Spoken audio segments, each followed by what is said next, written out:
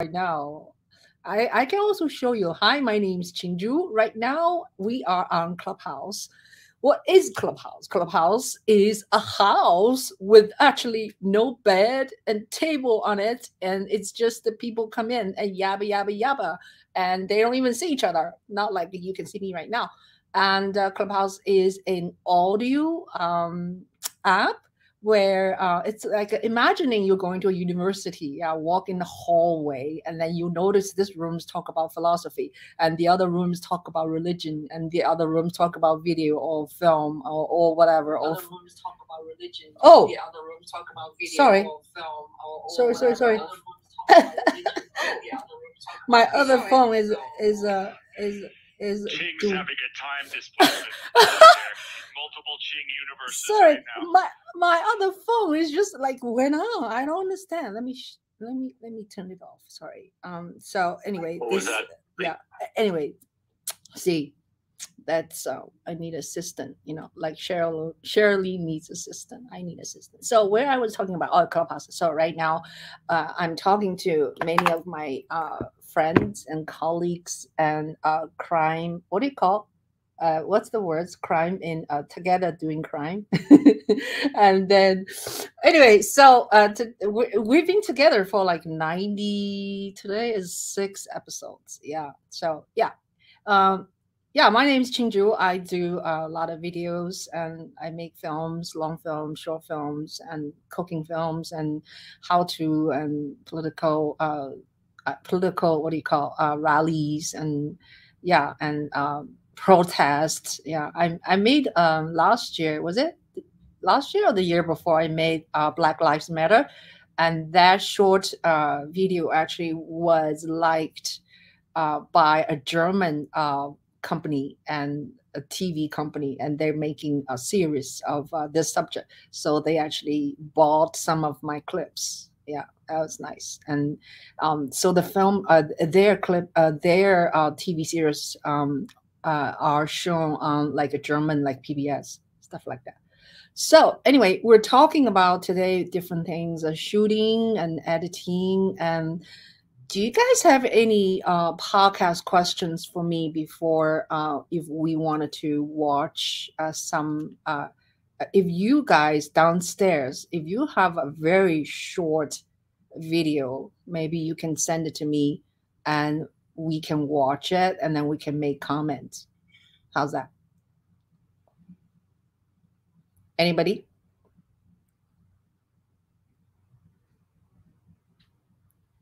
Hello?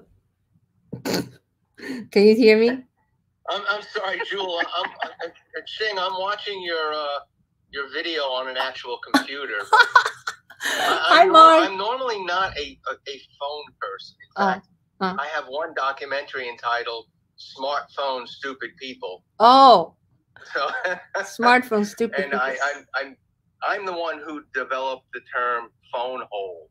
Anybody know what a phone hole? A phone hole was developed watching these people walking down the street, and it's basically an asshole with a cell phone extending out of it. That's funny.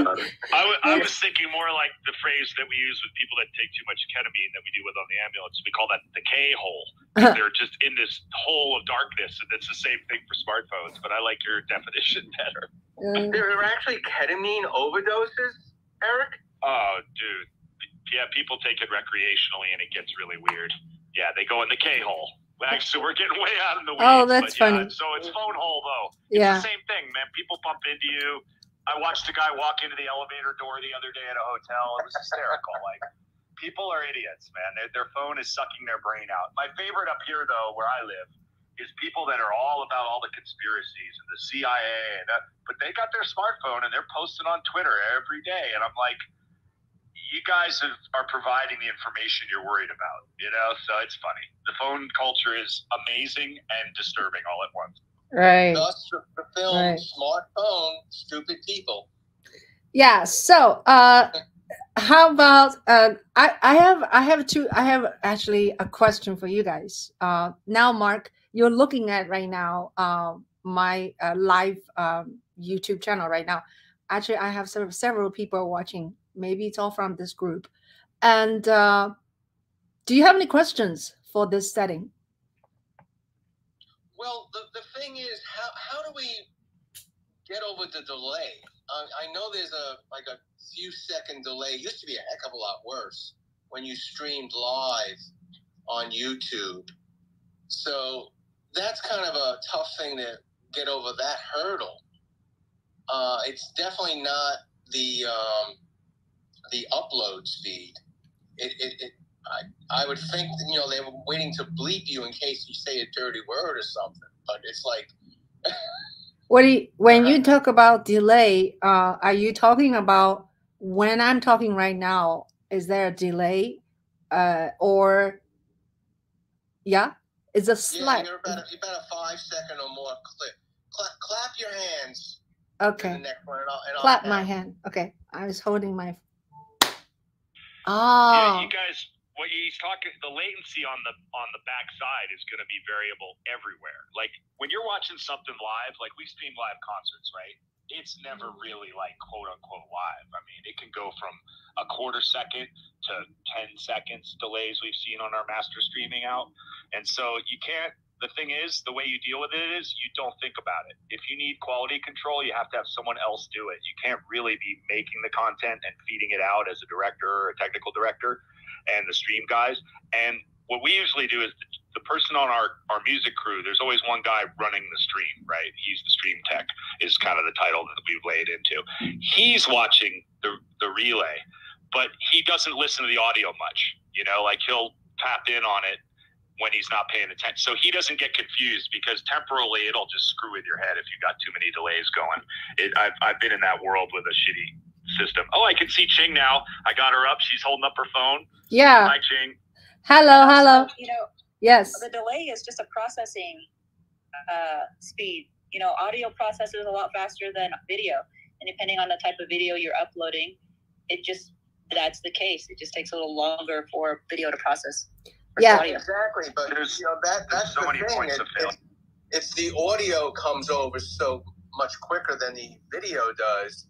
Maybe what we need to do is time code everything and have like an ATM basically synchronize it by time code and then put out the output, because your audio is going to be, you know, say 5 seconds behind. And if the emitting device could do that and say, okay, take these time codes if you're using multiple cameras and an audio device separately as different channels, say, okay, put these into the latest one and now output the master channel time code sync. I think you're overthinking this. So on the front end, there's very little latency.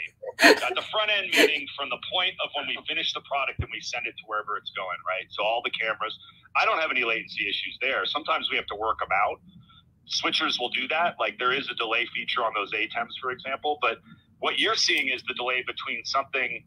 It's two separate devices receiving packets of content, right? And the timing of that can vary. Say one of them is going, you're in New York, right? I think you're going to New York, you're hitting a major fiber optic that goes to Nebraska.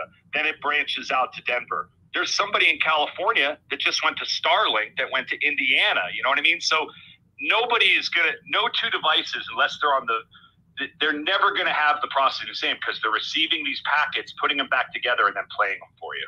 So you're always going to have latency. But on the front end, we solve those problems very quickly. That's not a big issue on the front end. Never a problem with us, really. Yeah. Right, but it's just the broadcast through like YouTube. Like I said, there's at least a 6 second delay between 6 seconds? Really? Yeah, at least 6 seconds. What? You mean 1, 2, 3, 4, 5, 6? Right now? What are you comparing? Between your audio's out of sync?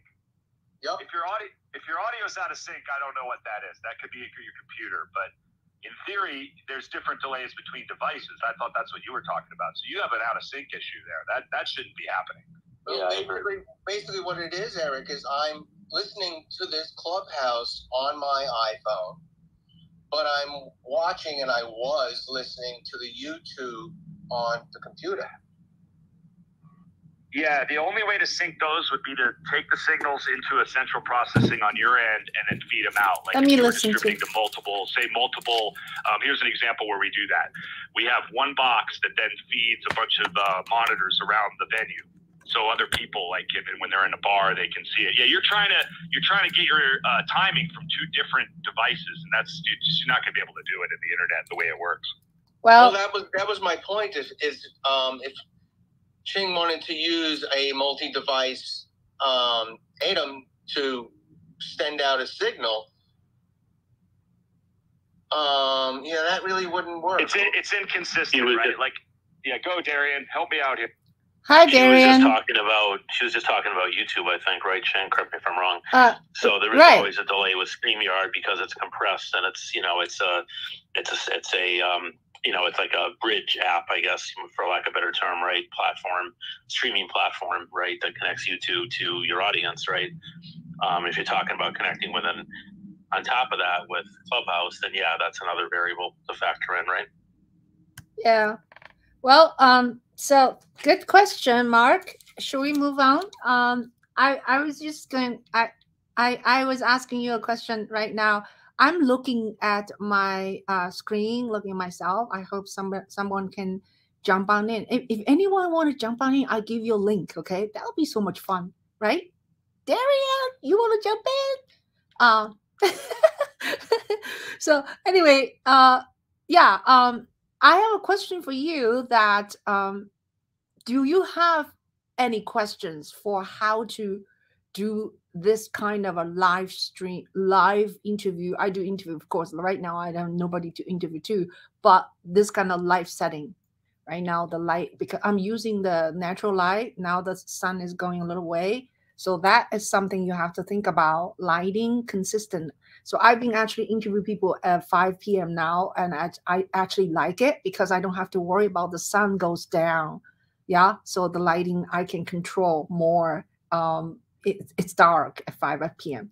Anybody have any questions about this? I like the natural light that you have right now. The only thing I would add to your scene right now is maybe a backlight for you, but that would be hard. I have one. You have. I have one. Look. Yeah. Backlight. Look. Because I'd like to separate your hair my from backlight. That black base. Never I'm mind. waiting. Never mind. Oh, no, on you. Yeah, it's cool. Anyway, yeah, I like natural light, and the thing is that what I've been doing a lot lately is taking LEDs and supplementing natural. I have a video I'm working on today is with my fire chief, and he's in an office with lighting. We need a little bit more kick, so I mixed in some daylight off an LED. Yeah. Yeah, I love it. It's fun to see you. It is very delayed, though, Mark. You are correct. I show you. Between the two is quite dramatic. It's making my head spin a little. Your head spin. I show you my new toy. Okay, this light. I think the battery is a little low. Okay, right now. Because you can charge with the USB 3, right? USB 3. And then it hooks onto this thing, right? Stick, right? And then you can hook onto something over there, which I mounted on top, this little thing over there. You can just stick on your wall or anywhere you want. And then it's like a very strong magnet, like that. And then there's another device, comes with 3. So this one you can clip on, music stand or anything, and then goes like that. That's really cool. This whole sucker is like, I don't know, $30, It's really cheap. Anyway, so yeah, backlight. I use this as my backlight, but at this minute, maybe I didn't charge enough. So it's kind of goes off by itself, Anyway, yeah, anybody else have any questions? How about, does anyone want to jump on? Shirley, you want to jump on? Hey, Ching. Yeah. In the chat, we've got a few questions. Okay. Lalo asked, what is an iPhone? Lalo, an iPhone is a smartphone made by Apple. It provides a computer, iPod, a digital camera, and a cellular phone in one device with a touchscreen interface. Is that helpful? Oh, it's funny. Is he still here? I don't know, Lalo. He's not even here. Oh, I answered a great question and he's gone. Okay, the next question. That was a great answer. The question then comes from Lynette NZ. She says, I'm going to be self-shooting, proof of concept for documentary. Yesterday I was in an indie directing class where the actual advice was to use 2 cameras for IVs. What is your advice for someone with 1 iPhone, lenses, tripod set up? Wait. I hear the first part, then the middle part. I got distracted. I was writing to Mark. Sorry. You can write on your YouTube. You know, write to each other. Yeah. So anyway, so the first part is she's gonna shoot a concept of proof, right? And tell me one more time. Sorry. Well, we should get Lynette up on stage and let her ask her question if she'd like to come up. Please come on stage. Please. Yeah. I wanted to ask Lynette a question too about New Zealand because she's from there. Oh. But cool. I'll answer her question in the meantime if she's going to jump in. Yeah. So you don't have 2 cameras, so you can't shoot with 2 cameras. That's number 1. So get a really nice shot. And what I would encourage you to do with the phone, if it's late enough, is shoot it in 4K and get a nice medium, what I would call a medium interview shot. So maybe not a totally wide, but head to belly button, that kind of, like 60 minutes maybe, not quite their close up. And that way you can punch in on that on the 4K a little and deliver probably in 1080 if you're just doing proof of concept. So I would do that. As far as lighting, I'm still a believer in natural light. If you get yourself a reflector or a bounce board, find a nice big broad window somewhere with some nice sun, not direct light, but a nice ambient light coming in, that'll look great. And you just set up kind of so your shoulder, if you're standing with the camera, the shoulders of both the subject and you, the camera operator, are next to the window. You know what I mean? You're sitting, so you're using that light across the person. That's the easiest, best way to shoot. Tripod, just get the most expensive tripod you can afford. Cheap tripods don't last. Expensive ones last forever. That's what I got for her question. Anybody else?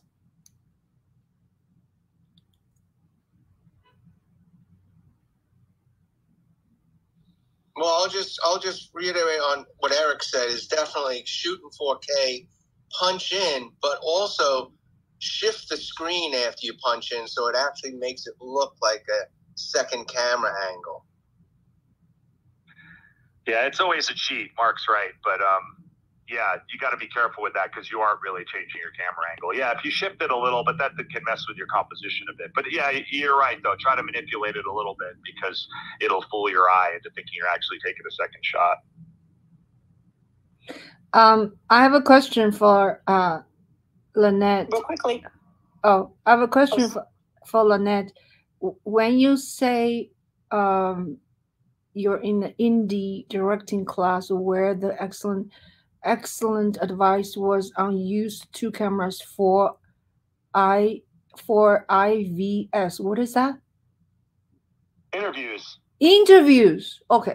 Sorry. I've been on the phone for a month and a half with this company from New Zealand, and I'm learning all kinds of new short IVs. They call interviews. Docos is documentary.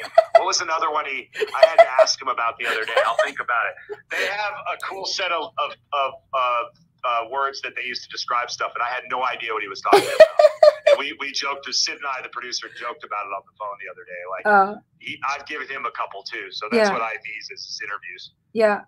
So let me just say something about a very good question. When you do interviews, it is great. It's great, luxurious to have 2 cameras. You'll see some of the professional film or interview film were made. They have, simultaneously, obviously they have 2 cameras, sometimes 3, and like a front face, and sometimes they move on to side. Yeah. And sometimes they do a long shot with, you can see the person is being interviewed maybe with another person or just by themselves.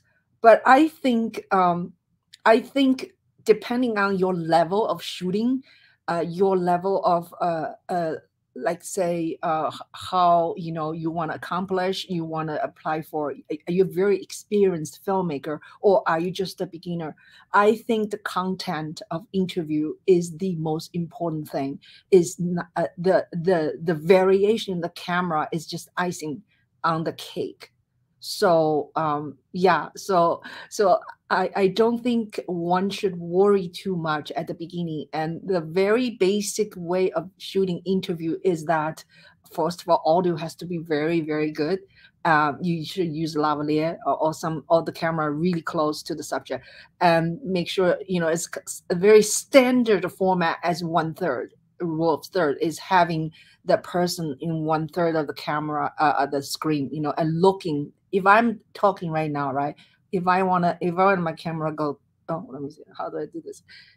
Yeah, wait, I go this way. Yeah, I go this way. So I'm just showing it on my screen right now, which is opposite direction. So, but very interestingly, very oddly, Eric, very oddly, is those days people actually interview themselves like this. It's like a totally opposite of the rule. Like you have so little space and they are looking at there and they talk. And I don't really know why. Do you guys know why? In other words, the 1/3. Yeah, tell me. It's all opinion, right? So everyone's experimenting, trying to get different looks. And I've seen that sort of what I would say like reverse space, you know, right. I don't know. It doesn't necessarily work for me. What I like as a second camera is a different angle, like a totally right angle. So it's a profile that can give you a totally different emotional impact of the person. Right. Whereas like looking off, it's just more natural. I don't know. It's like, you know, you don't like every painting you see in the museum either. It doesn't work for me. I'm waiting for someone to rationalize it. And I haven't gotten that rationale from anybody about what they're going for psychologically, because there's a lot going on when you set up your interview shot. People just think about, yes, sound is important, how the lighting is, and what you're talking about obviously is paramount. But there's another thing going on there too, and it's height and angle of camera. Are you making this person a hero, or are you making them the enemy? That can be achieved in 3 or 4 inches, right? I tell everyone, you want to learn how to shoot interviews, multi-camera interviews especially, look at 60 Minutes. You want to see how single camera interviews are shot, look at Frontline. These are both PBS generates Frontline, and 60 Minutes is CBS network here. But those guys at Frontline, they do all different styles. They'll do direct into the camera a lot, which I love too. But I don't see them trying that negative space thing. It's very strange to me, but there's a lot of great examples. But the psychology is very deep about where that camera height is and how it changes, the focal length you pick to shoot it at. Like you can really present someone in very different light. And I got to watch 60 Minutes early on in my career a couple times because one of their shooters was here. I worked with them a little bit, and I got to watch them, Ed Bradley, do 2 interviews. And I really realized what kind of thought went into that with the director of the segment, the producer, they call him in news, and picking just the right angles. And it was part of their mission. Like, are we making this person a hero or an enemy? So anyway, it's a long explanation, but there's a lot going on with that single camera. And I totally agree with Ching. So many thousands of awesome interviews have been shot with one camera. Don't get distracted by a second camera. It is nice to have once in a while, but I'd rather have one intimate camera. Like I'm loving the autofocus in my FX6 because I don't have to have a camera operator anymore to shoot an interview, and it's my favorite. I can get a high-end quality interview. I don't have to worry about focus, and I can focus on the subject. And I know Ching really likes to connect too. And so these are just some thoughts. Sorry, I tend to ramble a lot, but there's some good information there. But really pay attention to where that camera sits in relation to that subject. It can really help you tell the story in the way you want to. Excellent. Hey, Eric, I want to, sorry, Ching. No, go ahead. Go ahead. Piggyback on what Eric's saying. Very much agree with everything he is sharing. So just real quickly, Lynette, it's so possible to just use one phone.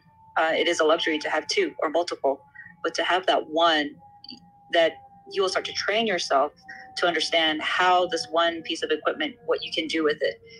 If you have the capability on your phone to have 4K, do exactly what Eric says. Shoot wide with the 4K, and when you edit, you can zoom in and out using the various lengths that you have available to you on that one. But another great way, and of course, always have good audio, as Ching says. I think what she uses for her iPhone documentary. What did you use? MV88s. Yeah, I use. Yeah, I only use MV88 when I do interviews. Right. Yeah, and sit down interview. A lot of time I just use basic, just a phone, native phone speaker. And again, it depends on your location. Are you around people? Or do you need that ambient sound of other people to showcase where you're at? If you're in a coffee shop, maybe you want to hear the other people having coffee. But the other thing with doing interviews is when you ask a person a question, you can stay one shot with one question, having them go, or maybe 3 questions at one shot. Readjust your shot when you ask a second question. So you have your wide shot, your mid shot, and your close up. Change up your angles in that regard after every other 2 questions or 3 questions. That gives you different perspectives in that regard. So easy to do using one phone, one iPhone. You don't need multiple. That's a great tip, Shirley. I like that one. And the other thing I would say too is that remember, again, when I was talking about B-roll earlier today, B-roll can really help you with this too. Like it'll give you those visual breaks. Yes. It'll reinforce what the person's talking about so that you can. So many interviews in the world are shot from one angle with no camera movement at all. And it's because of the way it's presented later that makes it work that way. So yeah, Cheryl had a great tip there though. That's a perfect, I've seen news people do that a lot. They'll do a couple shots, we'll reset a few feet, get a slightly different shot, and then they mix those together. I don't do that technique myself, but that's another great way to do it. You can see there's these little tips that people pass on that really can help you. But I agree with Cheryl wholeheartedly. Like, get deep on the one camera, learn what you're doing, and then figure out, if you really need a second shot for your interview style, or you don't. But if you develop it with one tool, which you have already, that's proven, single cameras work. I mean, most films are made with single cameras, most films, so to keep that in mind always. No, absolutely. That's exactly how I was trained. Using the one camera, getting multiple shots, different angles, different lengths. B-roll, you definitely, and again, going back to that B-roll, having extra B-roll handy, because then when you transition, you can't transition from a wide shot to a close-up, fine, but maybe you want to put an image right in between there and then go to your next shot. And it just looks great. Like as though if you, you know exactly what you're doing. This is great storytelling. And that's exactly what we're doing. A story is, recording a series of events using our words or images. And that's what makes our ability to do this work so amazing. So I encourage you, Lynette, definitely have questions, any more questions, let us know. And anyone down below, pose your question. Let's see what else we can answer. I'd like to chime in on, Shirley just mentioned the most important thing of when someone is watching something is the story. The second most important thing is the audio. If someone doesn't have a good story, they're up out of their seats, they're gone. If the audio's bad, they're up out of their seats and gone. People will forgive bad video, but not bad audio. That being said, my phenomenal find in our whole system now is the Rode Wireless Go 2 microphones. They're incredible. I don't know if you guys have seen them or what they do. They're basically little clip-on labs that have an interior, their own microphone. They're about 1 inch square, maybe a little bigger than 1 inch square. And then they have a little wireless transmitter that you can clip on that's the same size to your camera or anything else. And here's the great part. They self-record onto themselves as well as transmitting a audio stream to the receiver. And the third part that's great about them is they throw out 32-bit float. So anybody who knows, about audio editing is like when you have 32-bit float, you're like, wow. So if anybody watches New York One TV, almost every field interview is now using these little clip-on mics for every interviewee on there. And it's just an incredible thing.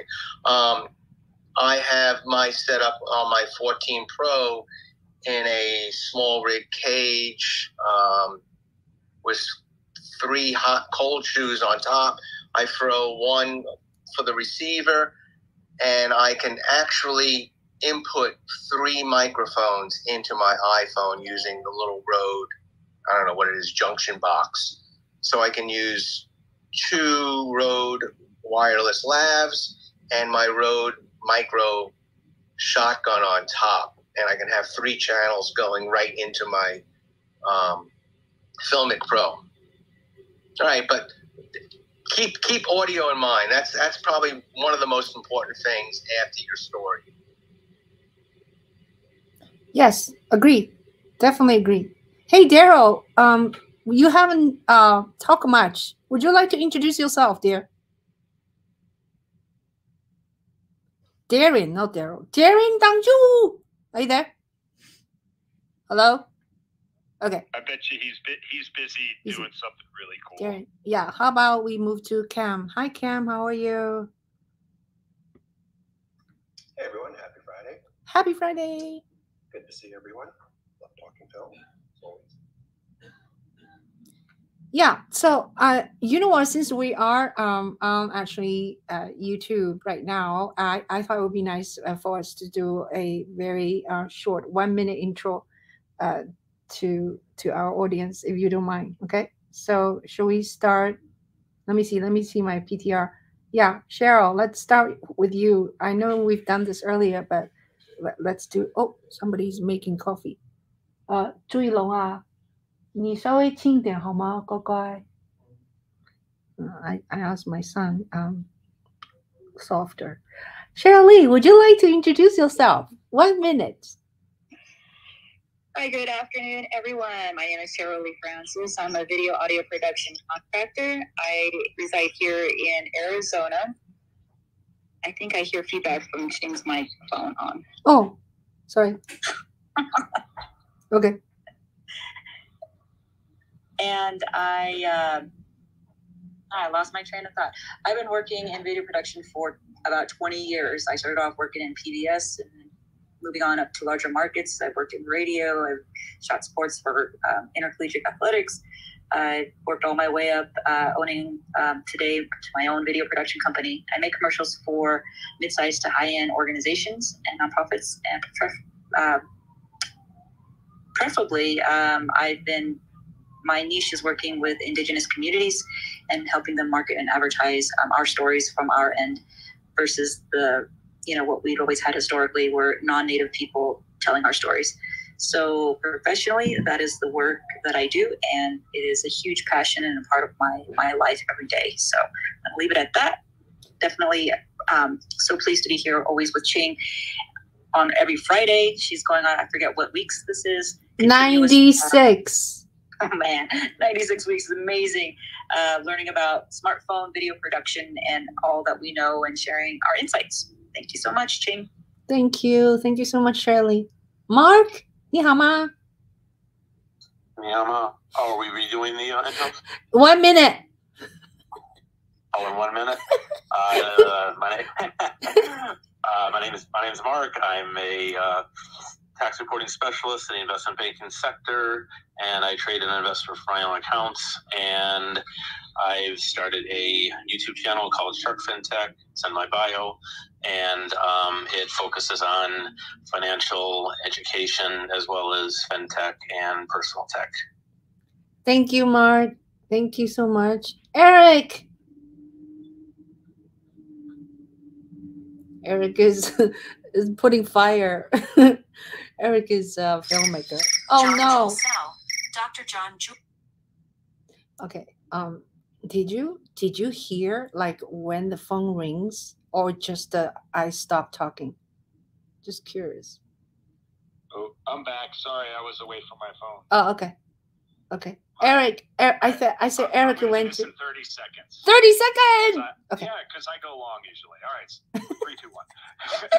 I'm Eric. I'm a Colorado-based director, cameraman. I've been doing this about 30 years now, which is scary.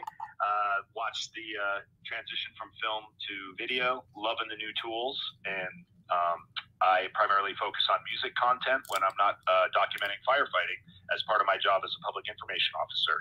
Happy to help, happy to share knowledge that I received, and really always enjoy this group of people and what we get to chat about. It's been a nice club. Thank you.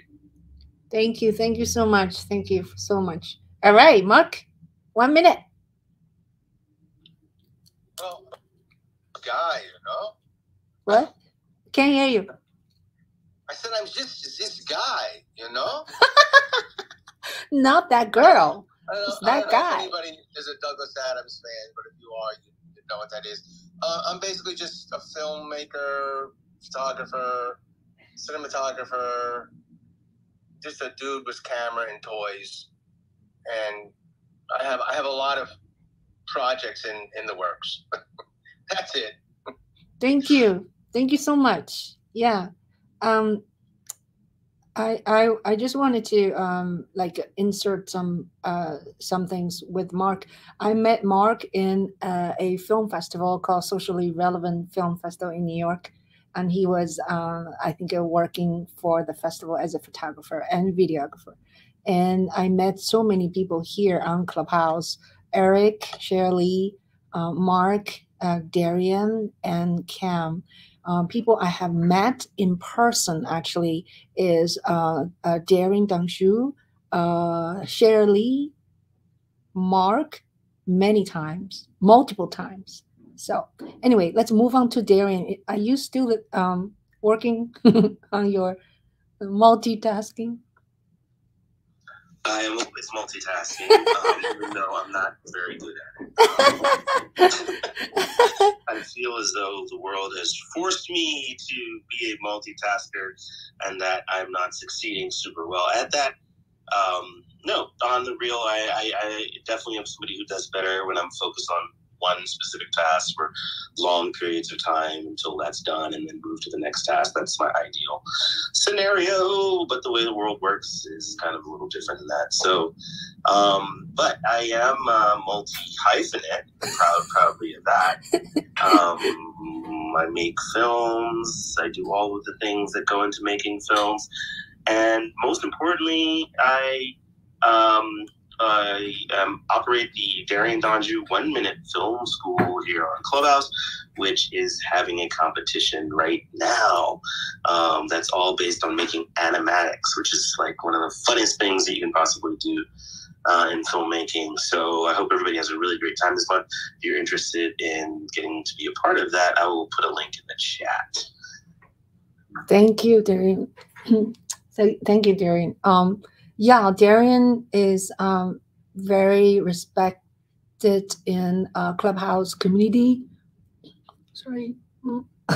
Okay, I'm gonna clear my throat. You talk. How about next? Oh yeah, Cam, introduce yourself so shortly. Would you like to do 1 minute? It's too long. I'm an independent filmmaker based in New York. I love film and horror, and you can read my bio for anything else. Love y'all. Bye. Thank you so much. So we have actually a lot of people. Cam succeeds his what is he? Surrenders his time. No, you yield your time. He yields your time. He yielded like a minute and 55 seconds. Yeah. I yielded 55 seconds. Yeah. he gave like it. That's not fair. I was all around you. And I talked to my grandmother. I know. Ching, I think next time we should do each other's introductions. Oh yeah, that's a good idea. That's a good one. Yeah, that's a good idea. That'd be fun. Yeah. So why don't you do Eric? If there's a fire, yeah. I'm gonna fight it. Yeah. Trust me. Trust All right. me. Oh, okay. So who wants to intro me right now?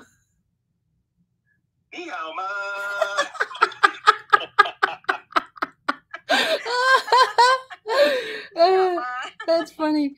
Yeah. So I'm going to play you a song instead of doing an introduction. Hold on. Oh my God. I think I just figured out that Darian eats mushrooms every time he's on Clubhouse. That's his interpretation of us. Mushroom. So no, seriously, I've intro myself so many times. Maybe let me intro you. Can I intro? Please. You're my manager too. Oh my gosh! Yay! I accept. So here we have Ching Juhl, who you guys can find her on YouTube, Instagram, and other places as Juhl Media. That's JUHL.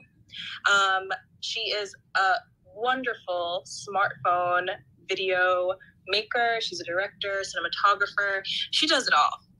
And the thing about Ching is that she's also made a 90-minute documentary, which you can find on Tubi TV, known as My Yang Gang Diaries.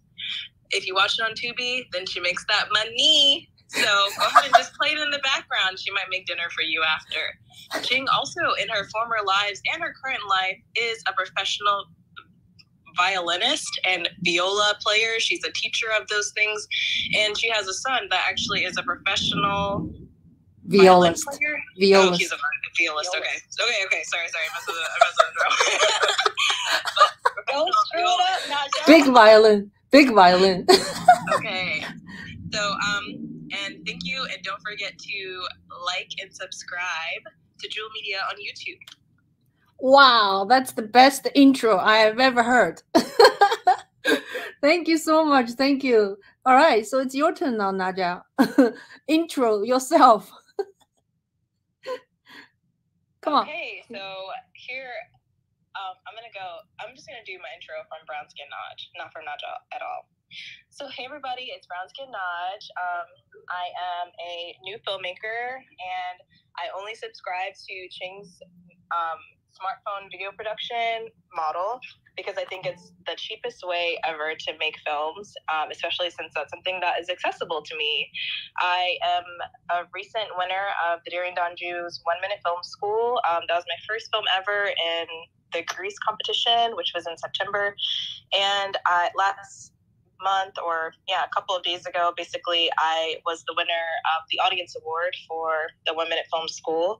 I submitted 2 films, but only one of them was able to be judged by all the judges and the audience, and both of them were able to be judged by the audience. They're called No Thank You and Lost and Found. Are you done? Oh, thank you so much. Yes. Naja is also another person I met in person, and we met in Greece this year, and actually not this year, last year, in a festival, and then she won the best picture, 1 minute picture, and many other awards. So it's really amazing. And by the way, I am looking at myself. I don't have anybody to interview with on my YouTube channel, and talking with friends and experts and students of life on YouTube, on Clubhouse.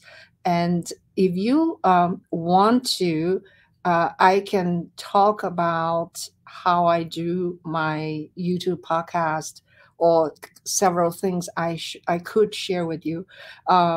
First of all, on this stage, I have interviewed many of our filmmakers and friends, Cheryl Lee, Eric, Daring Donju, Cam, and also Naja. So you can just type their name onto my channel, or just Google. In Google, you open Google, you type their name out, and voila, you're going to see our interview. So you get to see them. And so I think the first thing I wanted to, by the way, all of that said, anybody have any comments? Would you like me to talk about how I do this podcast, or should we move on for me to show you how to do a little bit quick iPhone editing? What would you like? Or doesn't matter to you? I want to see the editing. I need to learn editing. So you can share website and stuff. So we were just watching the short video called Forward. Anybody have any questions? How about a comment? How about a comment? Oh, comment. Yeah, terrific video, Ching. I really liked it. I like how you started and began with the same shot, essentially, of the reunion, and then it's like a sort of like a flashback, the video, right, from when you guys were working, what was it, God almighty, almost 3 years ago, I think, right? Correct me if I'm wrong. And then, you know, you use the for some of the B-roll, you use kind of that moving stills. What do they call it? Ken Burns effect. And yeah, looks really good. I enjoyed it. Thank you. Yeah, I used the 2 pictures. I have a couple comments. Go ahead. First is for people, I had no idea what, like, I wanted a setup for what the party is. I wasn't familiar with the forward party. I had to figure it out kind of backwards in the piece, which is fine. But I think a lot of time was spent setting up the leader there, the organizer. I think that could have been really short. That time could have been spent at maybe explaining what the group was initially. Might have been from somebody else's point of view. Like, hey, I caught up with this volunteer group that's doing this. That's just my feeling about it. It seemed like it was a lot of setup for that he wasn't ready to talk. And then when he got...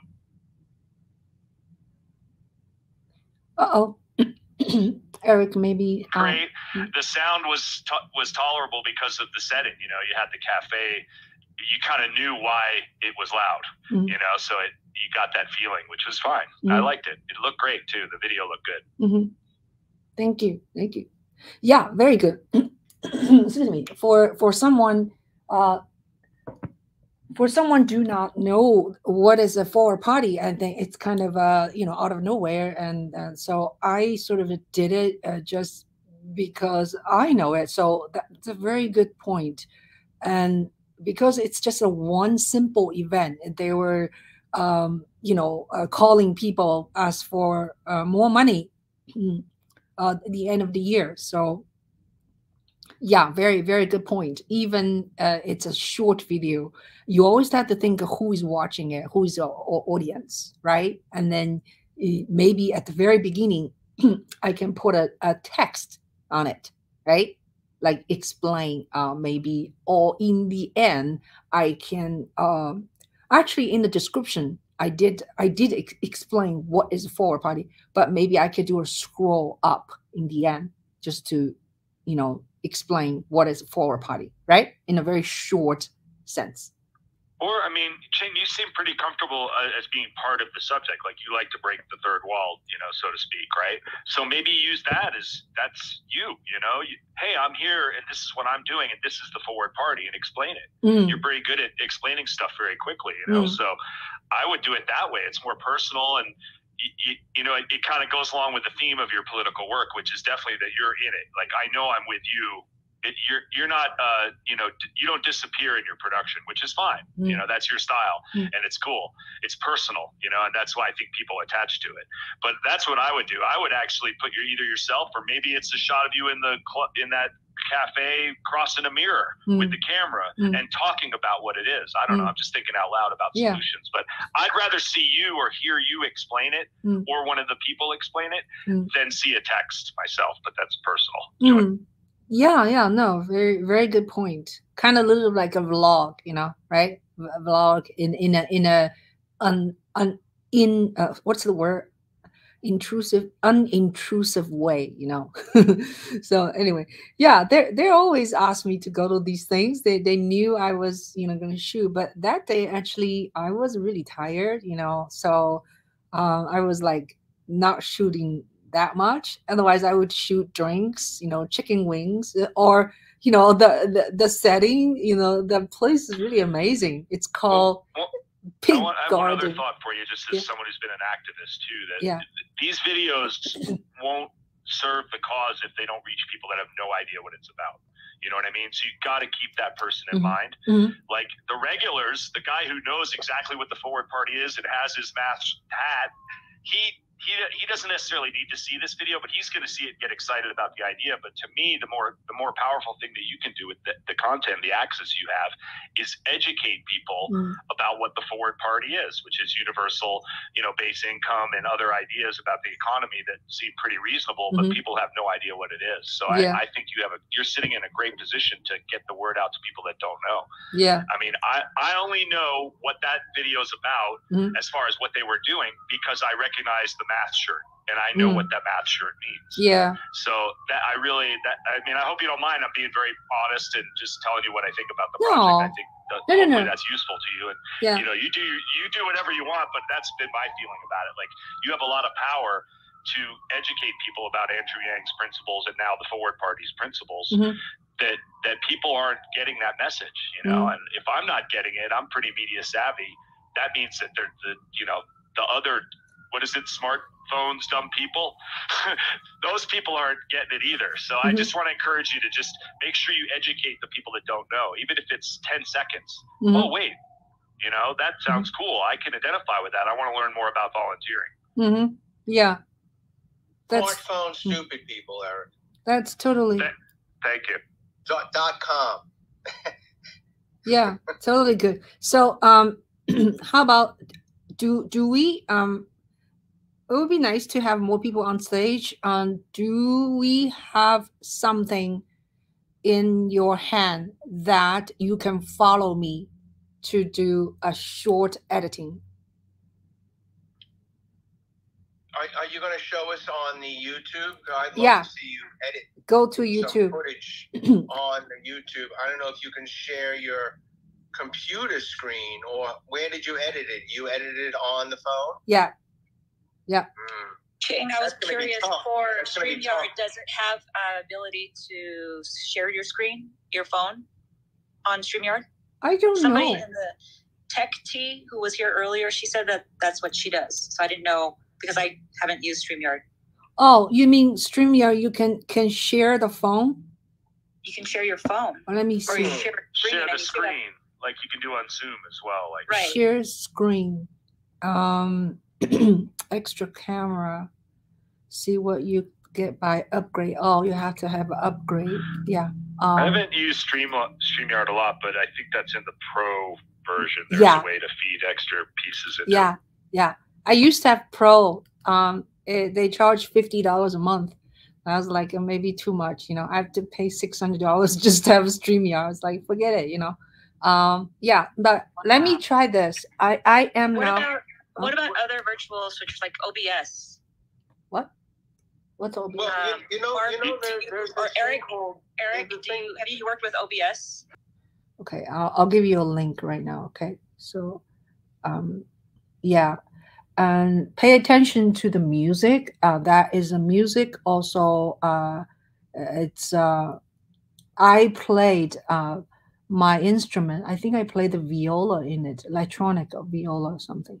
And yeah, so let's watch this. Can you see it? Maybe I should give everyone another link in the chat if you, but it's the same thing.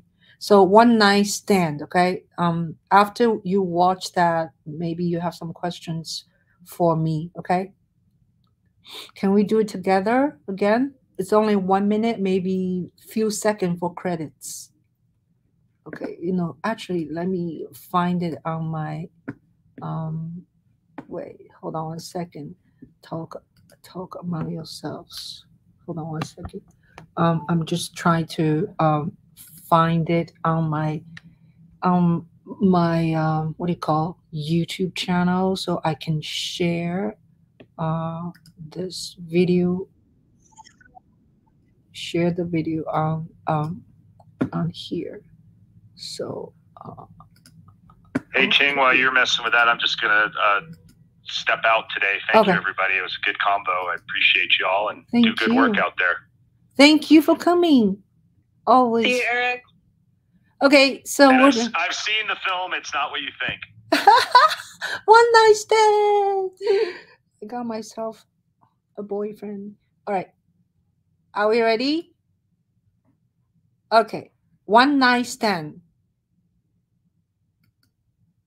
5, 4, 3, 2, 1, play.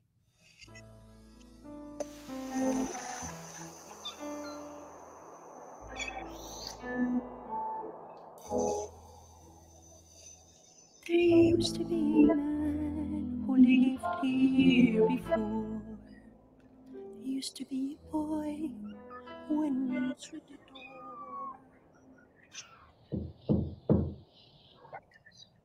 Cats are not allowed inside.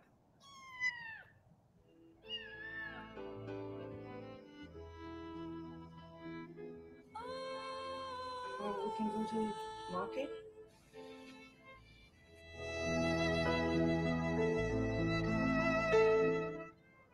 Bye-bye, Mama. Yes? Are you following me?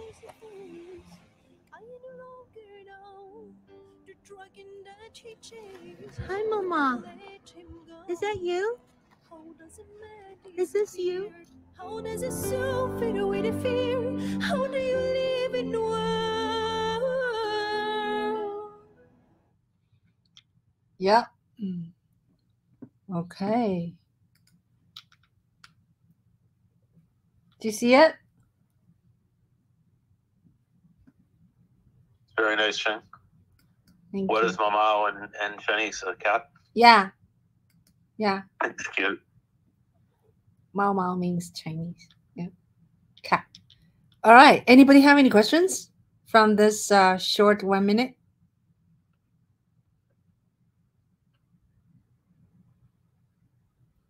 No? What was the total? How much total footage did you shoot that you had to edit down to just 1 minute? I don't know. 1 hour? Or less? Wow. 1 hour less. That's a good question. That's a lot though, right? a lot of footage for 1 minute. Yeah. I think 1 hour less. I don't know exactly. Maybe I should go back to count, how long. Yeah. So, but it's like in different, for the assignment is called 1 minute film school, 1 minute, competition. And I didn't think I was able to do 1 minute because I'm a long content person, but then I did it, and I thought the cat can be a very good subject because I've already started to shoot the cat without thinking I was making a film. So I viewed the footage, and actually in the end, I actually reshot. I went to I went at daytime, really look for her, brought cat food, and then I didn't find her. One scene is that you see I put the food on this little temple kind of thing. Those things are in Greece. You'll see many of these things on the streets and next to the highway. Those things long time ago is for it's like a symbol to memorize people who died. It's almost like a church, a small church. So later on, people use these things for putting food there, so other people, homeless people, can go there get food. So I went there. I saw one near where I stayed, and I put cat food on it. So it's a symbol for sharing food. I think only Greek will recognize that gesture. So these are shot the next day. I mean, not just one shot. Yeah, I think I shot the whole thing in 3 different occasions. Yeah. I thought you were feeding them blackberries, to be honest. Oh, blackberry! No, it's a cat food. Cool. Yeah. So would you say like maybe there's 10 cuts in there for the 1 minute, right, to get that hour down to 1 minute, since you have a whole bunch of different scenes between the courtyard, the apartment, what have you, right? Yeah, I don't know how many. I didn't count. Yeah, so it's it's the apartment. She came, and and how next day I fed her food. And it all has to be go so quickly. It's difficult. Food and water she drank, and she ate some of. I have some food in the refrigerator, which is not good for cat. Like someone left her some salami, and she ate some of it. And then she went to sleep, and then woke up in the morning, and she was playing on the balcony, and then. The next thing I know is my landlord actually came that day, which is very unusual. Airbnb landlord are not supposed to just drop in, but she did text me, say, "Do you need anything? I'm coming in 30 minutes." So when she came, I put the cat in the balcony. the balcony. It's very safe. Okay, the balcony. She's not gonna jump out. It's all pretty inclusive. So the cat was fine, but in the last 2 minutes, the cat showed up, and walked towards the area she can saw, and she said, "What is that?" I said, "That's the cat I picked up last night." And then she did not say, "You're not supposed to have a cat." Because I went back to look at the rule of the Airbnb. Actually, the rule is it's like pet is allowed, actually. So I didn't technically break rule, but at the time I thought I did. So she just said very nicely, she said, "Oh, her mother must be missing her." In other words, don't leave it here. So anyway, so that's why I feel really guilty about keeping the cat in somebody else's Airbnb. So I walked her out, and she walked into the bushes. Anyway, it's really sentimental, actually. So I picked this music. This music is called "Why the Sun is Not Shining Anymore," sung by a very famous Moroccan singer. And I recorded this song like a long time ago, like 10, 12 years ago, and playing my instrument.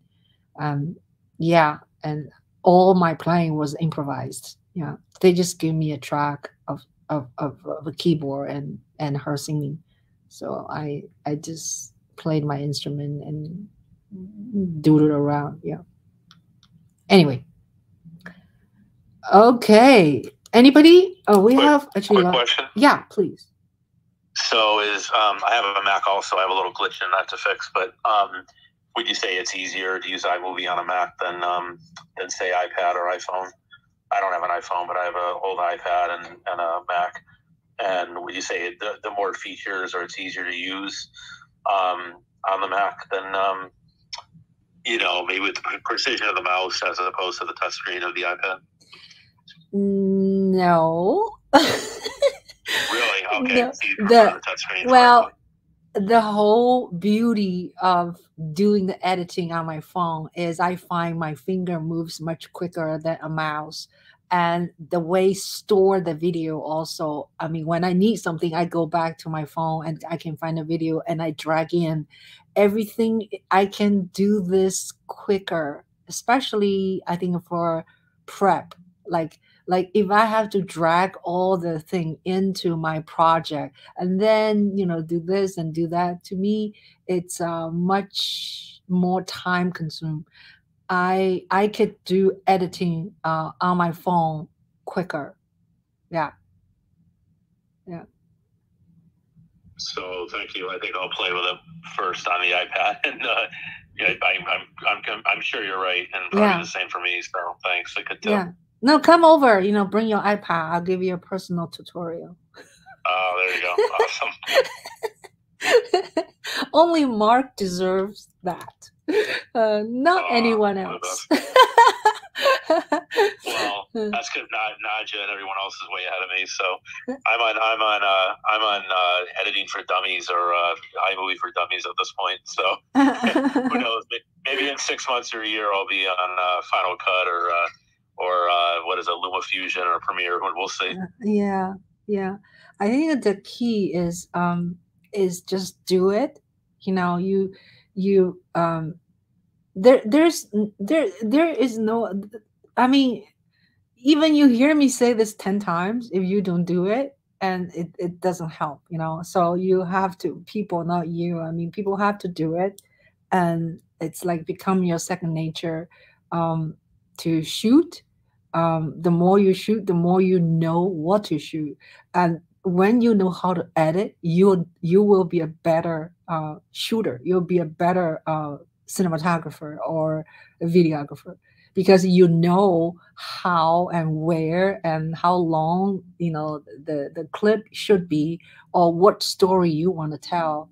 And basically, when you want to tell a story, is always a beginning, a middle, and have an end, right? So no matter if it's a 1 minute or 100 minute, that rule is pretty much the same.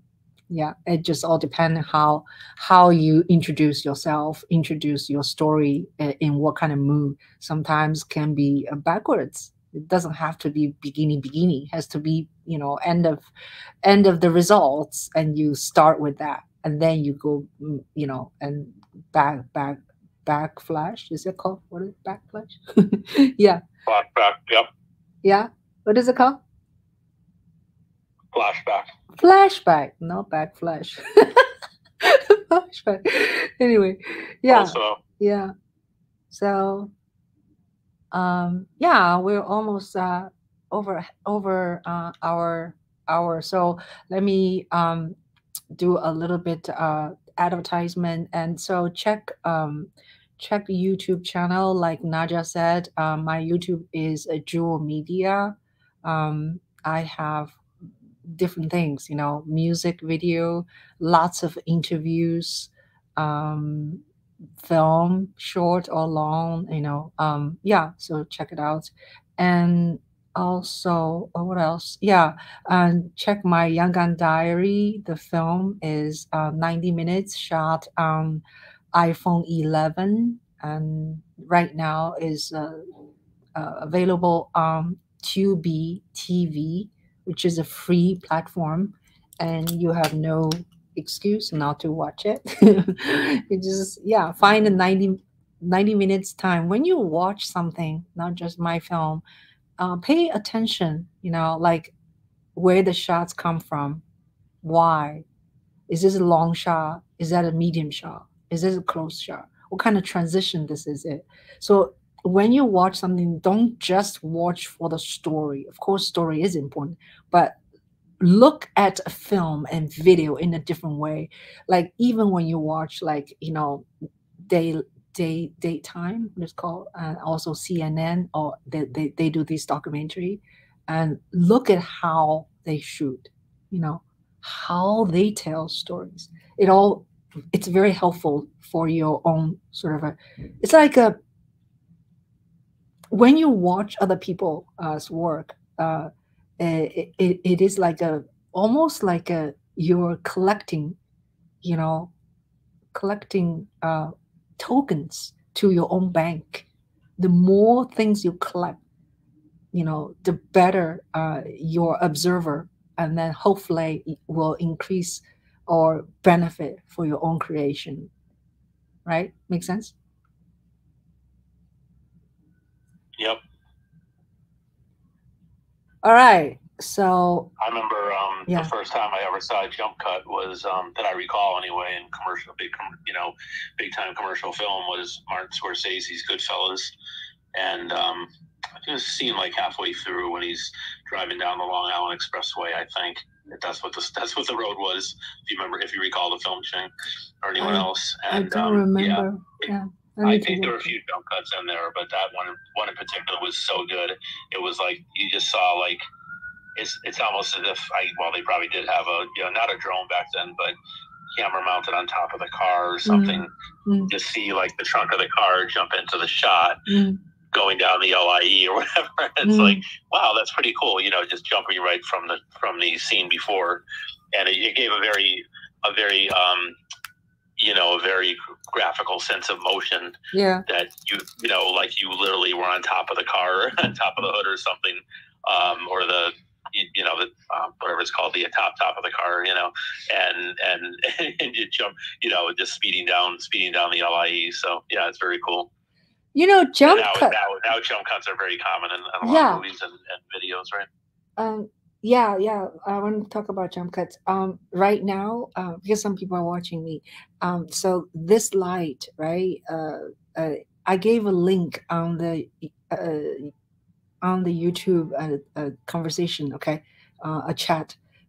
Someone asked me the link. So it was out of battery earlier, just like when I was talking to you guys. So I'm going to put now on top of this, and then it's going to create my backlight. Okay, so let's see how it goes. Yeah, I think it's just enhanced a little bit if you see it on the. So back to jump cuts. Jump cuts looks really bad when you have a sort of a conversation, right? If you have a conversation, or when you have a scene is a relatively sort of a slow tempoed, you know, and then you just cut in the middle just because you don't like the middle, you cut it.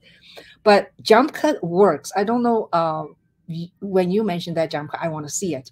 But I did some jump cuts in my film, is that it's from one sort of a one connection, and then you can jump cut to a fast motion. Like you like say you open a car door. It's okay to jump cut. Okay? To jump cut that in when you are in the scene. So yeah, you know what I'm talking about. So yeah, when you within a long what do you call clip, right? And if you have a all of a sudden emotion, then you can cut right there without then you cut the thing you don't want in the before. So that is a jump cut. Jump cut is when you cut within a clip, right? Right, Mark? Yep. Can you explain what is a jump cut? It's basically just you're just grabbing a slice of like action, right? And like you say, I like your analogy of the car doors. So you might see in a video or movie where instead of showing each person going, closing 4 doors, the full motion of someone closing all, people closing all 4 doors of a car, you'll just see a jump of, you'll just see, boom, boom, boom, boom, right? You just see the 4 doors closing quickly, something like that. Just the actual, just as the doors close, as the very last motion, action where, you hear that, you see the door connect with the car frame, the door frame, and the slam of the door, and just 1, 2, 3, 4 instead of 1, 2, 3, 4, which would bore the viewer, because everyone knows once you show one door closing fully, or even you don't need to show all 4 of them, right? It just wastes time. Okay, so my interpretation of jump cut is a little different from you, Mark. Is say when you shoot a clip is that just could be 3 seconds, or could be 2 minutes, could be 10 minutes, right? A clip is non-stop. It's just one clip.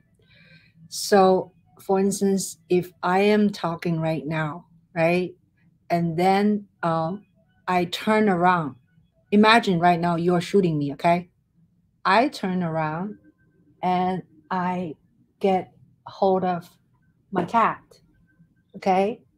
And then I hold my cat. This is still one shoot, okay? One shot, okay? I hold my cat, and then she leaves, okay? She leaves. And then I go back to talk about us. Now, what is a jump cut, right? So now this whole thing is gone. Cut.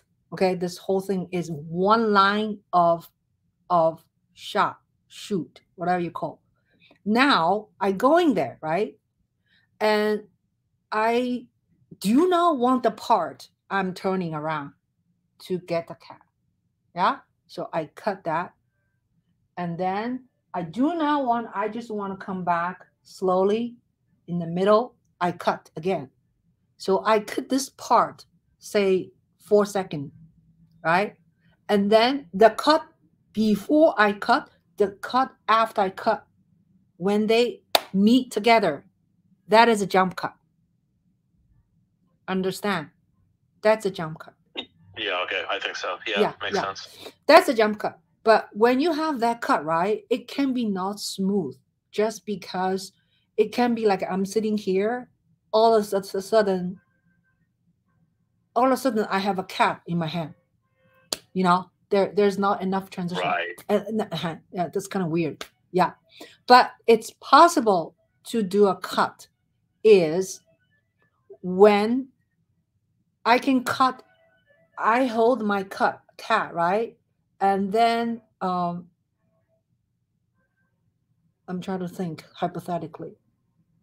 And then I can cut when she gets up, right? She jumped out. She jumped off me. Okay, that is okay, assuming I have more stuff later on. But I can do that. So in other words, you can do jump cut. So that's why when I film these days, I do not film too long. For instance, if I would shoot, Xing talking, right? Talk, I do not panning to another person. If I panning to another person, I'm talking about the movie I just showed earlier called Forward. If I panning to another person, right, and just shooting him without pause, and if I have to cut, that's a jump cut, which sometimes it's not ideal. You will see like that, like that. Make sense? Sorry, it's hard to explain. No, it does. Yeah. Okay. Alrighty. Naja, are you still there? Shall we close the room? I'm here. Hey, you have any questions, dear, or comments? I think I'm good right now. Yeah, this is interesting to think about because I know that the jump cut was something that was really hard for me, especially on that Grease film. Yeah, I was struggling, or that was something that I tried to work on more this month with my 1 minutes. Yeah, yeah. I mean, did you have style too? Some people base their edits around having good jump cuts, which is very cool too. Did you have problems when you edit? Like you have to edit certain things in the middle of it, you have to cut it, and then that is a jump cut. Yeah, and to do them well, or one that to do them well is definitely a skill, and also depends on what you're looking at. But because jump cuts, are you saying? Well, it's okay. I won't bring us back. But yeah, this is something to think about or food for thought for me for sure.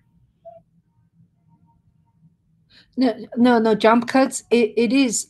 We do have to think about as a filmmaker, because especially when you are not a script filmmaker, like I am not a narrative filmmaker, and when you make narrative, it's easier. You just have one shot looking at you're making your film. You have a score, you have a script, you have a guidance. But in documentary style, and I try not to film a sequence too long, because I know later on I will get into trouble of having jump cut. Yeah. So I'm already thinking when I'm filming, yeah, okay, this I only need 3 seconds. This maybe I need 13 seconds, Then when I put together, it's much easier. I don't have to worry about, from one situation to another situation. Yeah, especially, sometimes it's tough when someone having a long dialogue, right? Long conversation, and some things in the middle, you don't really like it, or it doesn't, it's not perfect. You want to cut. Those are the tradition so you can cut it, right? How you can avoid jump cut? You need to have some kind of a B-roll. There's a way to cover.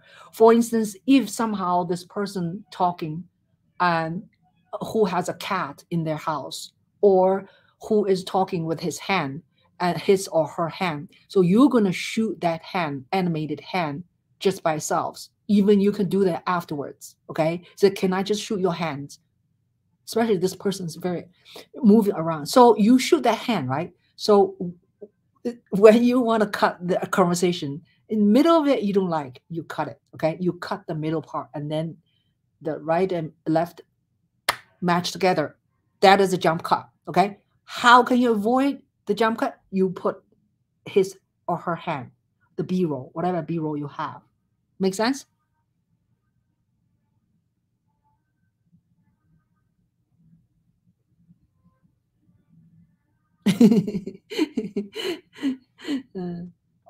right. So yeah, thank you for being with us, and I hope I figured out. Okay, but I have a question on that. Yeah, please. You've got to keep your audio. Yeah, thank you for being with us. And, turn your thing off. Can you turn your? This is really tough because I'm looking at you on the YouTube and talking in the Clubhouse. Well, I did turn Clubhouse off, but that's my only mic. No. Can you turn the YouTube volume down?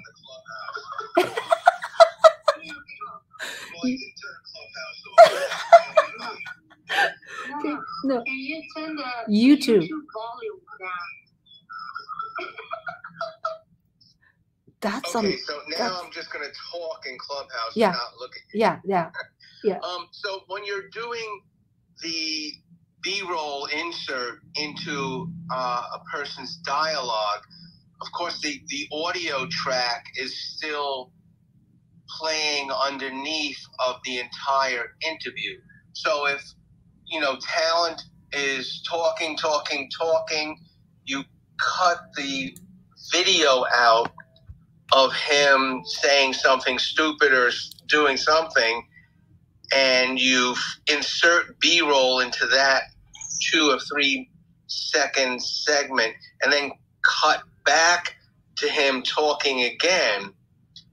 The audio doesn't get cut underneath, correct?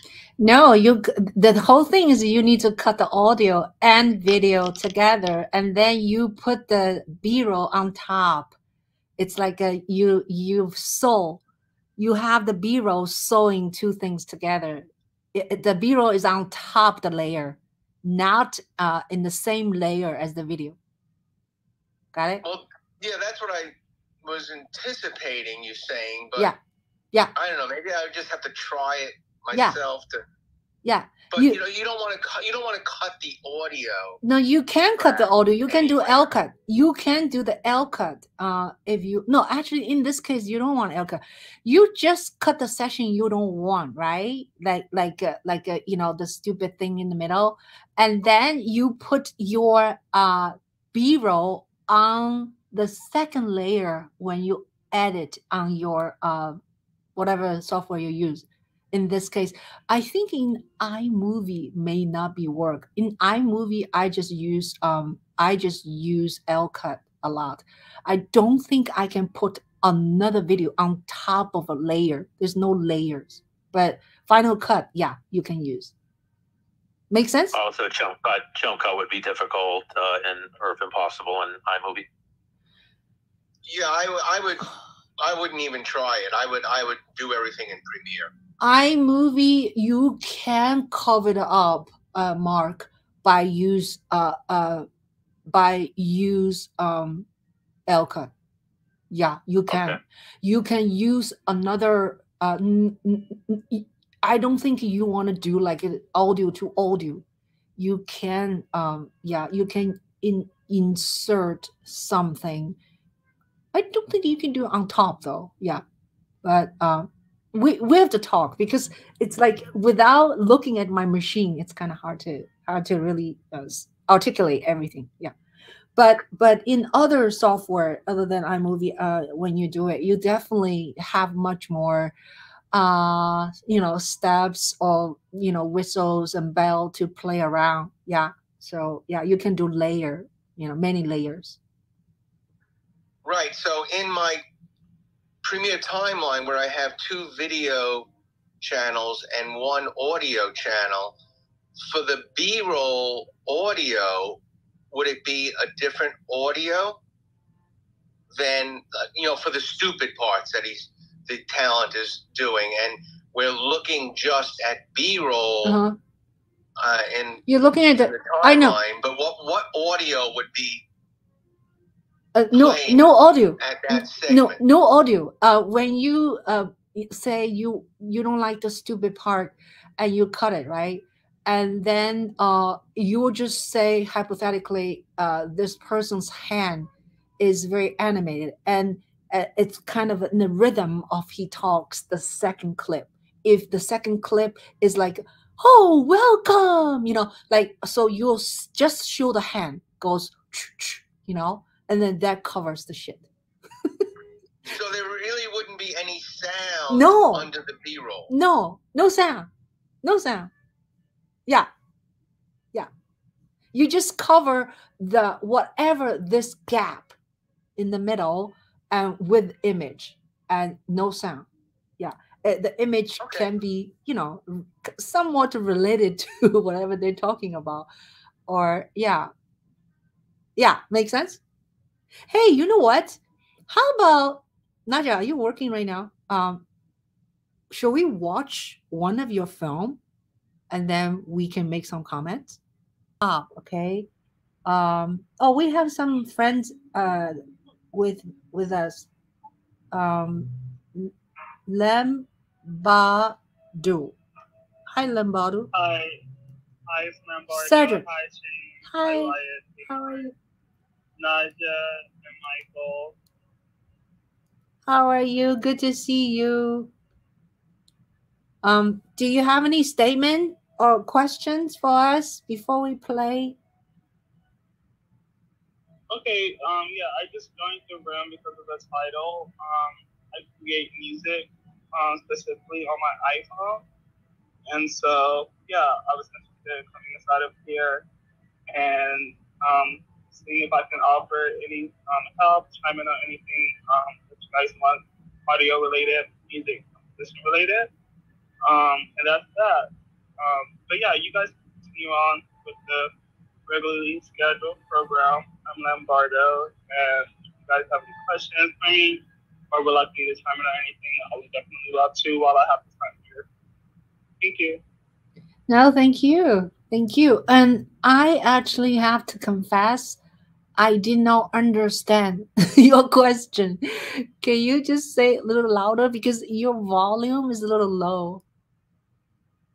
Yeah, guys, you guys can just a little bit more clearly. You guys can definitely circle back with me if you need any help when it comes to audio. Okay, great. On the iPhone, that's why I came here in the app, and so I love to chime in on anything like that. I'm a professional in that field, and you guys can continue with the regularly scheduled program, and I'm here as much as I can. Yeah, thank you. Thank you for coming back. Yeah, we meet every Friday, 12 noon Eastern time. Yeah, come back. Thank you so much. Yeah, we always have questions on audio, like Mark said, right? Audio. Yeah, great. Thank you so much. Let's see. Michael is with us. Hi, Michael. How are you? Michael was in my YouTube also was watching us. So can we watch? So I want us to watch. Hey, Michael. Yeah, long time no see. Long time no see. Yeah. So do you have any questions for us? Statement? Comments? I think usually I think I have a question regarding editing videos because I am trying to do something like this now for business presentations, but I think to keep it short is, usually I see like some of the good videos, even though it's very simple, it's like they use a lot of what they call it, they put a lot of words, text beside the presenters when they present their ideas or present their topics. I'm wondering what kind of software is best recommended to do that, and also like whether it can be done for podcasts as well. Anybody have any answer for Michael?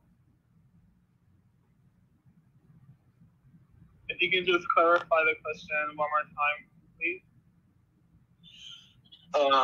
Yes. I mean, what I meant is that usually when you see those videos, they're aiming like really good documentaries. They will, the person will be explaining certain like heavy topics like the economy or like explaining certain technologies, and then beside the person's face, there's always like those imagery those infographics and all this stuff. So how do we actually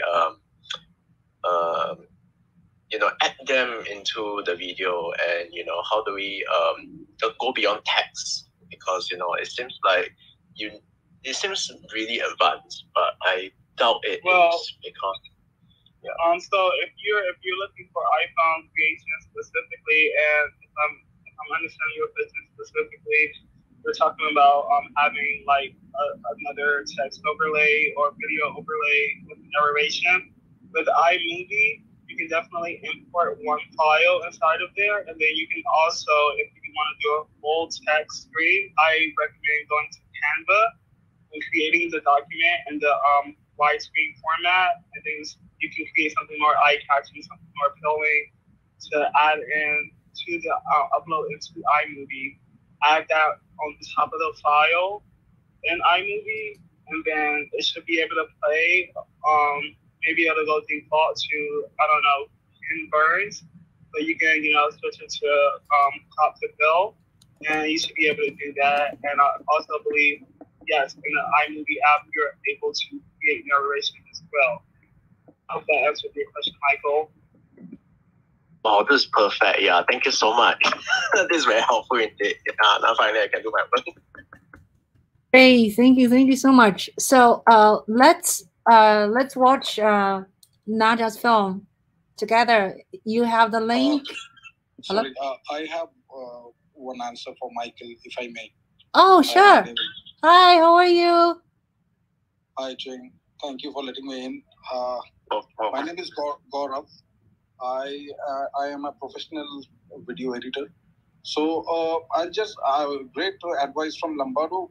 I'll just add that when you are making science and technology videos or some technical concepts, first of all, go to Google Images, search for the infographic. There are lots and lots of infographics, and already there are many screenshots of websites. You can go to the websites and take screenshots. So use the existing material first, and use the same process that Lombardo said, that you put it over your video. General rule for YouTube is after 5 to 10 seconds, you should have some other visual, like you should have some B-roll, as we call it. For infographics, for static infographics, yes, Canva is very good. But I would suggest first go for Google Images. Now, there are some certain images that you cannot use for copyright issues. So search for Wikimedia Commons. Like you can go in the Google Images itself, and there are Creative Commons section, and those images are copyright free. For professional editing, you should take a subscription of for example, Envato or storyblocks.com, envato.com. These are video stock footages, still stock footages platforms. If you're earning through your videos, you should take these subscriptions, and these will give you, for example, I right now currently I'm editing a lot of videos on crypto industry. So so if I want to show Ethereum is rising, so there are graphics and video graphics already pre-made on Envato.com or on storyblocks.com, and there are other services. Envato.com is one-stop solution for everything. You can get photographs, videos, graphics. Professionally, it has been done through After Effects, but that is a bit more complicated to learn, I understand. But on Envato, you can get some templates, some graphic templates. I'm sorry if I'm like speaking longer than needed, but this is my last point. On Envato, you can get infographics or whatever you want, graphic templates, which you can customize on After Effects or Premiere or FCP. I'm not sure about iMovie templates, but there are, and they are professional editors for the ads you see on television, on YouTube ads. Many professional editors use the templates from Envato, Storyblocks, all this stock websites. So these are my advices, Michael. Hope this helps. Thank you. Can I just? Thank you. No, I just want to thank you. Say, that was exactly what I was going to say about Cobra, but also I use Another good way is just to test your skill. Is just try it on, what is it? Lord Jesus, I can't even think of the name. TikTok. They have a lot of stuff that you can put in templates. And also, too, I was getting the name of one that I use. It's Cyberlink. It's Director Director Suite 365, which is great. They have a lot of templates in there, but if you want good quality, you're going to have to pay for that, for what you get. Thank you. Thank you so much. All of your comments. Yeah. So maybe, yeah, Michael, maybe we can, talk off the app if you want to. Okay. Shall we watch Naja's? And so we're gonna watch Naja's film called No Thank You, and it's the latest her work, 1 minute only. And I want you guys to pay attention to the transitions, right? And to things that not just the story, like technical things. Think about the lighting. Think about the composition. Think about transition is very important. Yeah. So let's see. Okay. All right. So you have the link, right? And I'm going to go into my screen share on my YouTube.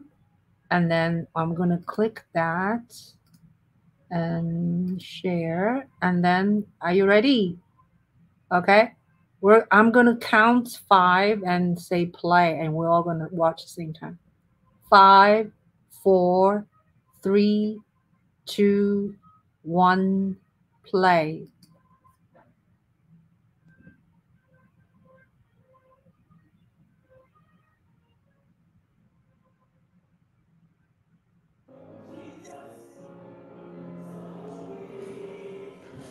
Thanks again so much for having me over. Oh, yeah, sure. It's nice to really be able to hang out. It's way more fun. Make Christmas stuff with like you instead of my brother. He just complains on and on. Here, you want to put the batter on this tray? Sure. Do you want some chocolate? Oh, thanks. Here, take an almond. Oh, no, it's okay. Do you want some mangoes? No, I'm okay.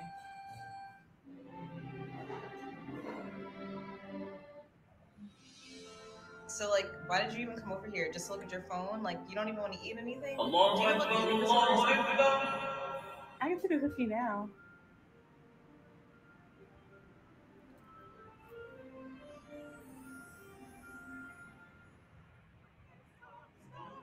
They rejoice with great joy when they saw the star. They rejoice when they saw the star. They rejoice with great joy. They rejoice with exceeding great joy. When they saw the star, they rejoice with great joy. When they saw the star, they rejoice.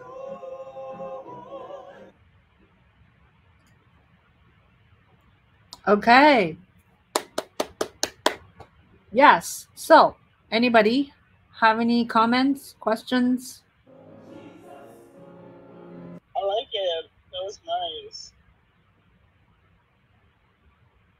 What do you like about it?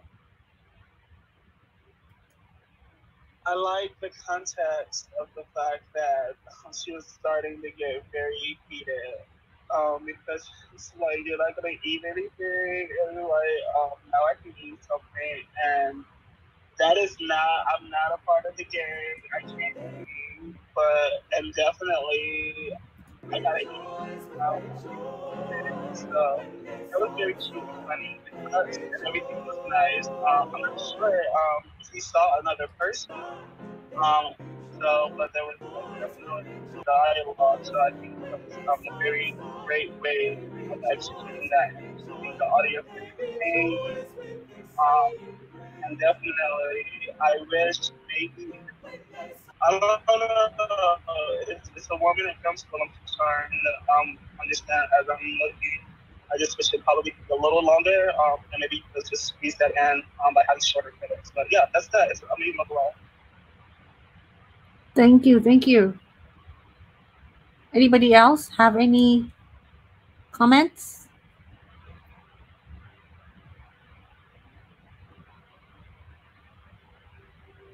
Well, Sorry, I got oh, go ahead. Go ahead. Yeah, no, it's really nice, real cute film, Naja, and you mentioned the transitions, with the Thanks again so much for like having me the bite of the cookie, Oh yeah, you know, sure. and then the quick It's nice transition to be to able to the hang out. Yes, what do you call it? The explanation of Ramadan at the end, and then the singers. It's all tied in nicely with the music and everything. So yeah, cute story and well done. Thank you. Thank you. Do you want some chocolate? Yeah. This first of all, this actress. Do you want some your mangoes? sister, right? No, I'm okay. Yeah. Looks just like you. Very, very sweet. Yeah.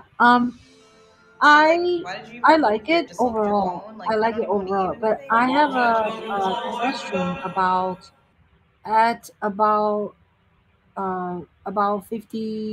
54 second 50 second when when you shot from the left her face, and why is the framing gets more and more like her head gets chopped off? Is it intentionally? In other words, yeah. I think she was just chopped off. So I just want to be real that there was no reshoots. That wasn't going to happen. I shot with her for an hour and a half, and then I was gone. So I had to leave Philly. So I just didn't have access to her to do anything else. But also, some of the shots were cut off. I mean, and also that was the darkest shot. So it's kind of like, so here's the factors, right? So one factor is there's a child that's in school. One. Second factor is that I know that I only had 1 hour in the middle of my day, or I mean, I guess I used 2 hours. So I only had these 2 hours, and I was super effing late to this big thing, my next big event of the night. So I'm like pressured with that. 3, I had to run to the store in the middle of shooting because I didn't think I needed something, and then I did. And then 4 is that the sun was going to go down, so the story had to match as the sun was going down. And that probably was the best shot that I could find of the shots that I did when the sun was actually setting, that I wasn't going to be too dark, but also kind of that twilight look.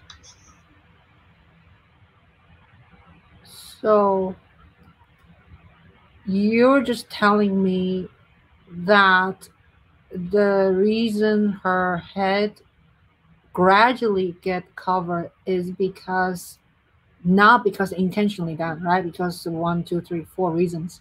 So yeah, it now I know. Now another thing is that you have these text alert, sunset, end of fast. For me, I can't really see it quickly. I don't know about the rest of you. I just saw a bunch of letters, and then when I run read it, it's all gone. So so that is a little bit. I don't know. What do you think, you guys? To me, is a little bit distraction because I don't know what are these things. Don't have time. Is it necessary to write? Can you just write maybe 1 word or 2? Do you know what the dawn sounds like? Like if I say that, does that mean anything? Not really, but even if you write 4 lines in short time, I still don't know what it is. I mean, part of it's just not my tradition. Oh yeah, I'm just. I can see the cookie now. Yeah. Okay. You have like a 6 second or something. I can see the cookie now. Yeah. Actually, I timed it maybe 4 seconds. Yeah. So, what do you think? I'm just speaking of my own. My own. Because the way you shoot, is this film a documentary or is it a script? It's a script. Oh, okay. Okay. Yeah. So I don't know. I just, to me, okay, to me, it's not a criticism. To me, it's like I don't know what are means, and they're already gone. It's too short, not enough time to read. Anyway, so in terms of lighting, did you say you use natural light, right? Are these natural light? Not too much. Kitchen, I use the kitchen lights in that kitchen. Oh, okay. But the sun is, of course, seen. Oh, yeah.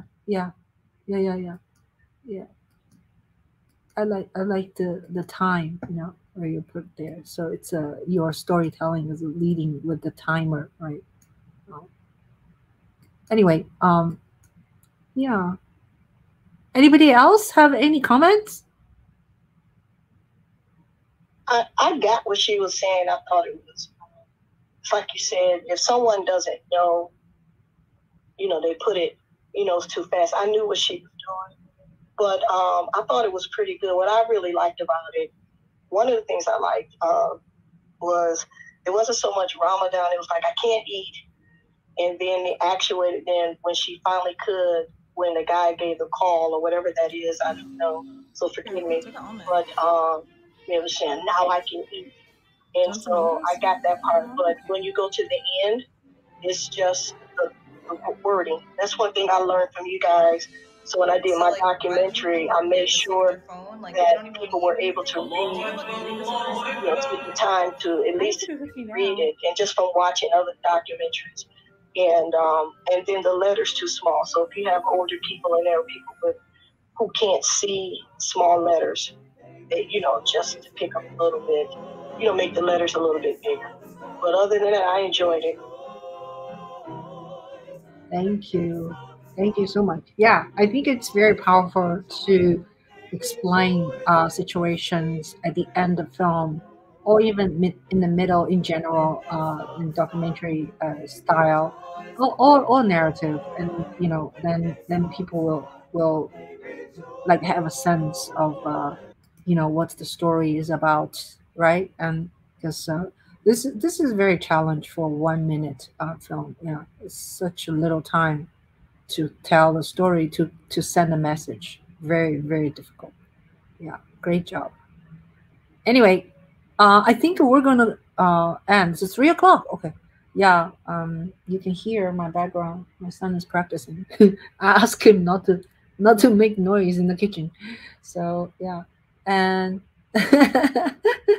yeah, the guy is starving and practicing.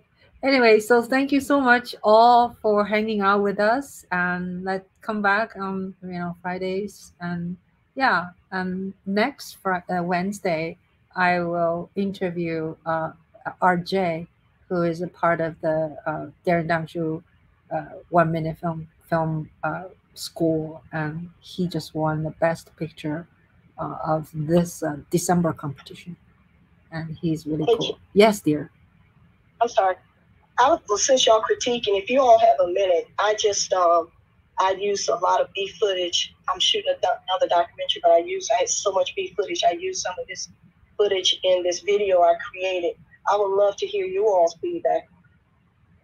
It's 6 minutes, about 6 minutes and 45 seconds long. So in your spare time, you all can check it out and get some feedback. It's called it's on the. Sorry. I'm sorry. Sorry. So the whole documentary is 6 minutes? Yes, ma'am. 6 minutes and 45 seconds. Oh. So, yes, ma'am. So, I try to, this is me just my first time really editing and putting something out there just to see, can I tell the story? Mm-hmm. And so it's on JTOL Productions, and it's called Why You Stop Me? Because that's what you said, Why You Stop Me? Mm. Mm. So if you get a chance, y'all check that out. Can you give me a link in the back channel, or just send a link in the chat? Yes. And we'll try to get it in before we get off the air. And thank you all. I just you have a lot of friends, but I need my counterparts to say, hey, you need to do this, you need to work on this better, or something of that. And what is your work? What is your documentary about? Can you give us just a little log line? Yes, ma'am. It's about a story of Patrick Leoya, and he was shot in the back of the head in Grand Rapids, Michigan. And that's what it's basically about, telling his story. I just wanted to tell the story of who he was, because they always say you this and you that, but nobody knew who he was about. They were just accusing him of all these other things. So I just told who he was, about his family, and just different things. So there it is, right? I posted it in the link. And it's going to say that, so you know about it, Maggie. So they're going to say that I don't show any violence, but they said, because I don't know why they said it's violent. And they showed the whole video, and I don't show everything that they show. So they told me that I couldn't. So when you go in, you're going to have to say, yes, you're 18, basically. But please give me feedback, and I'll come back next Friday and just tell me what your thoughts are. I appreciate it greatly. Oh, thank you. Thank you very much. Yes. Jane, this is stuff I learned from you. This is stuff I learned from you. Well, yeah, so thank you guys for being with us, and we're going to close this room this week, and keep shooting, keep listening, keep watching. Yeah, and don't forget to watch my Young Gun Diary on Tubi for free. And yeah, so thank you so much. All right, we're going to close this room, right? Everybody else is good? Are we all good? Okay. All right. Yeah. All right.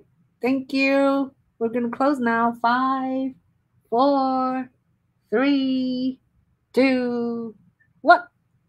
Thank you. Have a good weekend off. Thank you, Mark. Bye. Bye-bye. Okay. We're done with this week. So come back next Friday to Clubhouse. I don't do this live streaming all the time. So yeah, once in a while. Yeah. Okay. Bye now. Thanks for being with us. Bye-bye.